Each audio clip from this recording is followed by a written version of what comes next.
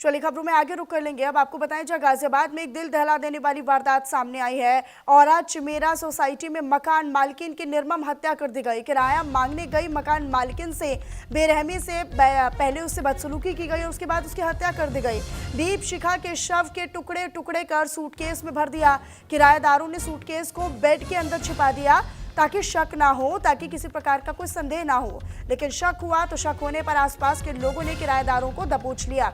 हिरासत में लिया गया है अजय गुप्ता और उनकी पत्नी आकृति गुप्ता को। तो गाजियाबाद के नंदग्राम थाना क्षेत्र के राजनगर एक्सटेंशन में मौजूद और चिमेरा सोसाइटी से एक दिल दहला देने वाली वारदात जो है वो सामने आई है।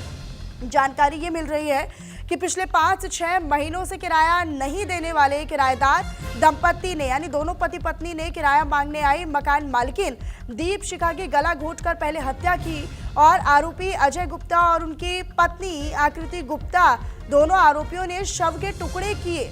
शव के टुकड़े कर उन्हें एक सूटकेस में भरकर बेड के अंदर छिपा दिया। मौके पर थाना नंदग्राम की पुलिस पहुंची और जांच और पूछताछ से पाया गया कि उमेश शर्मा की पत्नी दीपशिखा शर्मा निवासी M105 और चिमेरा सोसाइटी राजनगर एक्सटेंशन अपने दूसरे फ्लैट पर किराया लेने गई थी। F506 और चिमेरा सोसाइटी राजनगर एक्सटेंशन, और जब देर रात तक वह नहीं लौटी तो उनकी मेट को शक हुआ और वह उस फ्लैट में गई और उनकी संदिग्धता के आधार पर उस घर की तलाशी ली गई, जहां पर एक लाल बैग में दीपशिखा शर्मा के शव को बरामद किया गया है।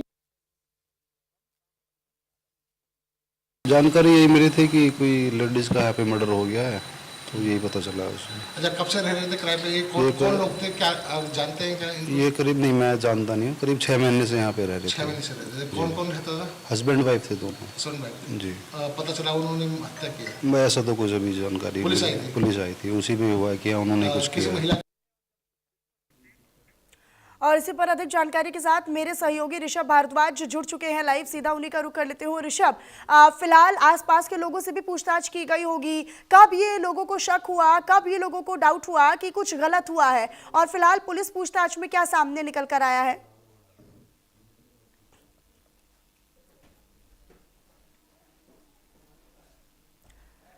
ऋषभ, आवाज आ रही है आप तक?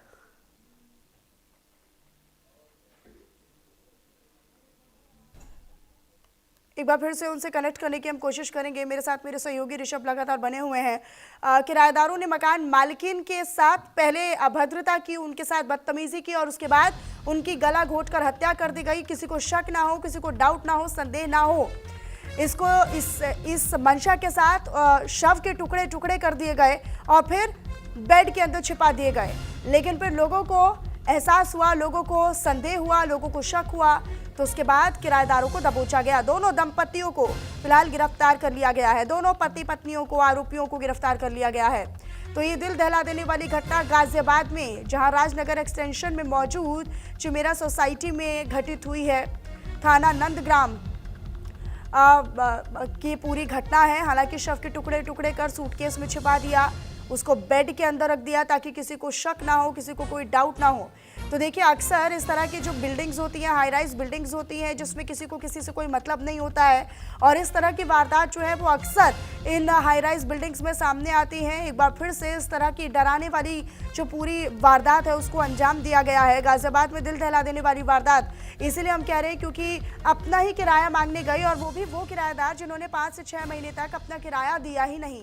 वो बार बार गई, लेकिन बार बार उन्हें किसी न किसी बहाने से टालम टोल कर दिया गया। लेकिन जब वो इस बार गई थी अपना किराया मांगने के लिए, अपने घर का किराया मांगने के लिए, तो दोनों आरोपियों ने, यानी दोनों पति पत्नी ने, दंपति ने मकान मालकिन का, घर की मकान मालकिन का पहले उनके साथ बदतमीजी की, उसके बाद उनकी हत्या की, उनका गला घोंटकर हत्या की, उसके बाद उस शव के टुकड़े टुकड़े कर किसी को शक ना हो और पुलिस उन तक ना पहुंच पाए, इसको देखते हुए, इसी मंशा के साथ, इसी उद्देश्य के साथ उन्होंने इस शव को छुपाने का प्रयास किया।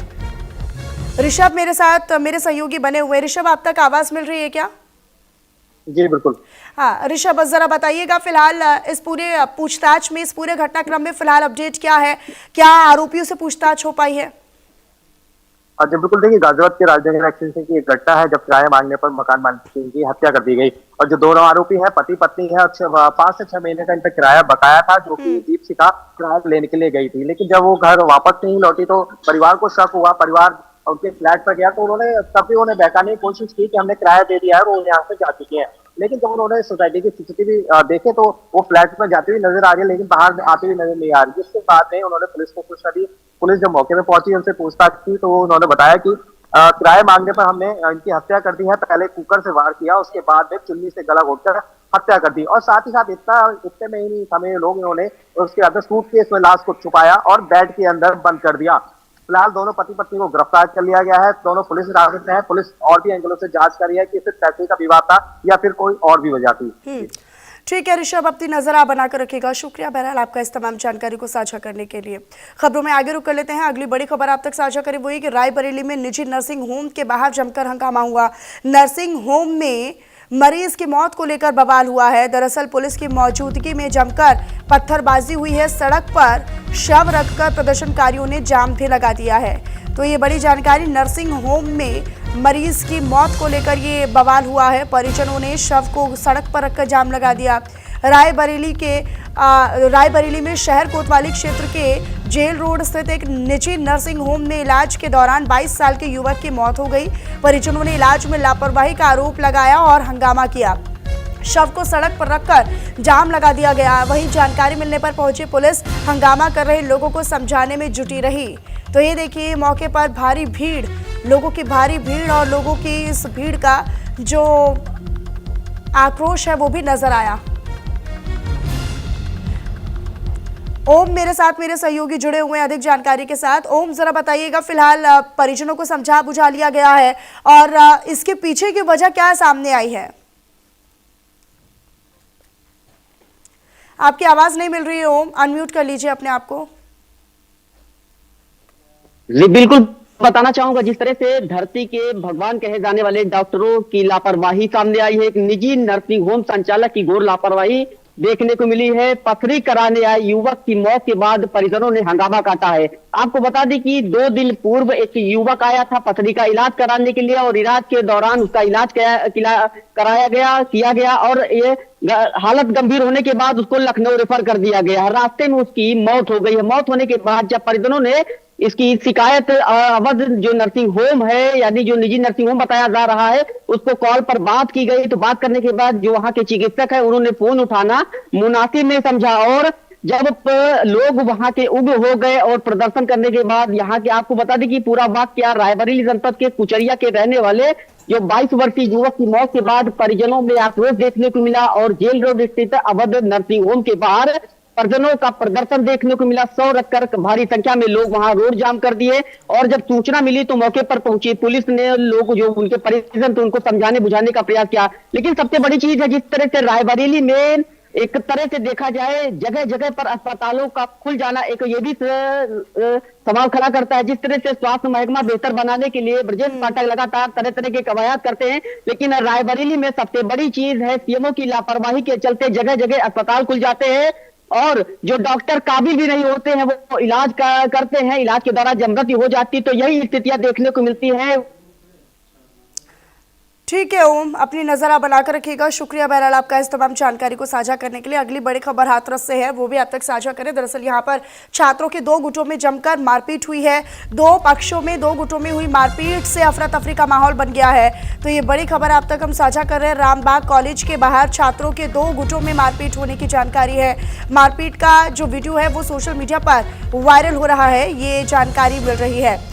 तो मारपीट का सोशल मीडिया पर वीडियो वायरल हुआ है। हाथरस का ये पूरा मामला है।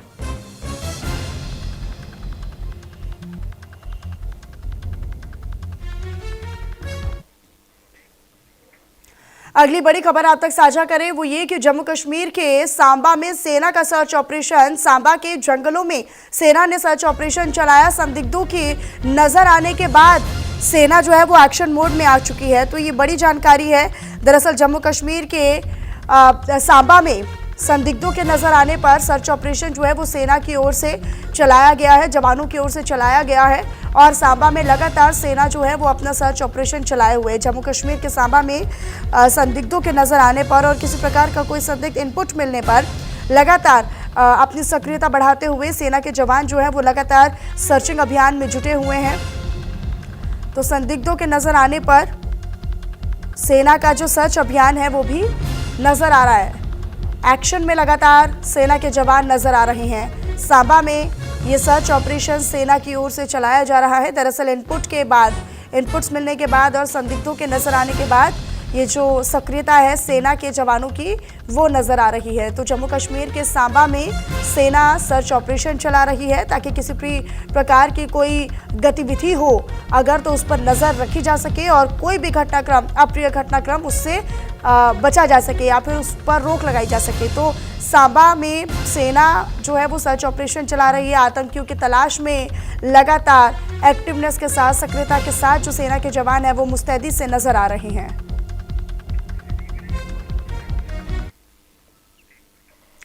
बिहार के मुख्यमंत्री नीतीश कुमार के हिजाब विवाद ने अब अंतर्राष्ट्रीय स्तर पर विवाद खड़ा कर दिया है। इस पूरे मामले में पाकिस्तान के कुख्यात डॉन शहजाद भट्टी की ओर से कथित धमकी दिए जाने के बाद बिहार पुलिस और प्रशासन पूरी तरह सतर्क हो चुका है। दरअसल जानकारी के मुताबिक भट्टी ने एक वीडियो जारी किया जो सोशल मीडिया पर तेजी से वायरल हो रहा है और इस वायरल हो रहे वीडियो में मुख्यमंत्री से यानी नीतीश कुमार से मुस्लिम महिला से माफी मांगने की बात कही गई है। साथ ही ये भी कहा गया कि अगर माफी नहीं मांगी गई तो फिर मत कहना कि चेतावनी नहीं दी। इसे धमकी भरा एक संदेश भी माना जा रहा है। इस गंभीर मामले पर बिहार के पुलिस डीजीपी विनय कुमार ने कड़ा रुख अपनाते हुए कहा है कि पूरे प्रकरण की जांच का जिम्मा पटना के आईजी को सौंप दिया गया है। उन्होंने साफ तौर पर कहा है कि धमकी से जुड़े सभी सोशल मीडिया पोस्ट, वीडियोज और संदेशों की गहन जांच पड़ताल की जा रही है। वीडियो की सत्यता, उसकी प्रामाणिकता और उसके स्रोत और इसके पीछे की मंशा यानी उद्देश्य की बारीकी से पड़ताल हो रही है। हमने दिया है आईजी पटना को, इस पर जांच के लिए मैंने दिया है। फर्दर अभी कोई जानकारी इस पर नहीं मिली है। जो भी सोशल मीडिया पोस्ट पे आया है उस पर आईजी पटना इस पर पूरी जानकारी प्राप्त कर रहे हैं। नहीं, इसमें जांच की जा रही है कि जो भी सोशल मीडिया पोस्ट आया है उस पर तहकीकात की जा रही है। आईजी पटना के स्तर से इसको किया जा रहा है। नहीं, अभी जानकारी अभी इमीडिएटली नहीं पड़ता है जानकारी। नहीं, जो जानकारी हम लोग को प्राप्त हुई है सोशल मीडिया से उस पर हम लोग फर्दर उस पर जांच कर रहे हैं। आईजी पटना। अच्छा जी, सारे लोगों ने देखा होगा कि ये बिहार वाले ने क्या हरकत की है मुसलमान ने एक बेटी के साथ। इसको आप खुद से कहें कि इसके पास टाइम है, ये माफी मांग ले इस बच्ची से, इस औरत से, तो बेहतर है। फिर बाद में तुम लोगों ने मेरे ऊपर चीजें डालनी है कि जी ये कर दिया वो कर दिया। पहले तुम लोग नहीं देखते हो कि तुम लोग मुसलमान बच्चियों को इतने अच्छे ओहदे पे, इतने बड़े ओहदे पे बंदा बैठा और वो किसी मुसलमान बेटी के साथ ये हरकत करे। कुछ दिनों में माफी मंगवा लो इससे, जो भी अदारे हैं, गवर्नमेंट है या कुछ भी है। बाद में फिर गिला नहीं करना, बाद में फिर चीखें नहीं मारनी है।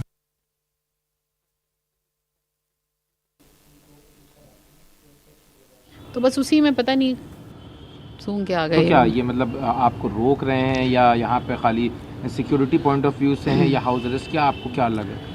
नहीं, सिक्योरिटी तो इसलिए नहीं हो सकती क्योंकि जब मैंने हमले वाली बात कही थी, मुझे थ्रेटनिंग मिल रही थी, तब तो मेरा इस पर भी मुकदमा नहीं लिखा था कैसरबाग कोतवाली में। तो ये रखवाली तो मेरी नहीं कर सकते हैं। और आप देखिए कि सबसे बड़ी बात यह है कि संजय निषाद जैसे व्यक्ति जिसने इतनी बड़ी गंदी बात कही एक महिला के लिए, उसके लिए सुरक्षा बढ़ा दी आज पुलिस ने। तो उसको लेकर के ये हमारा विरोध है और हम पूरी तरीके से संवैधानिक प्रक्रिया का सफ़र तय करते हुए हम ये चाहते हैं कि मुकदमा दर्ज हो और दर्ज करना पड़ेगा इनको, क्योंकि अगर ये नहीं करेंगे तो हमारे पास दूसरे तरीके हैं, न्यायपालिका भी है। तो हम उम्मीद करते हैं कोई प्रोटेस्ट में शामिल होने नहीं बल्कि। और चलिए फिलहाल मेरे साथ इस बुलेटिन में इतना ही। बाकी तमाम खबरों के लिए आप बने रहिएगा न्यूज़ इंडिया के साथ। नमस्कार।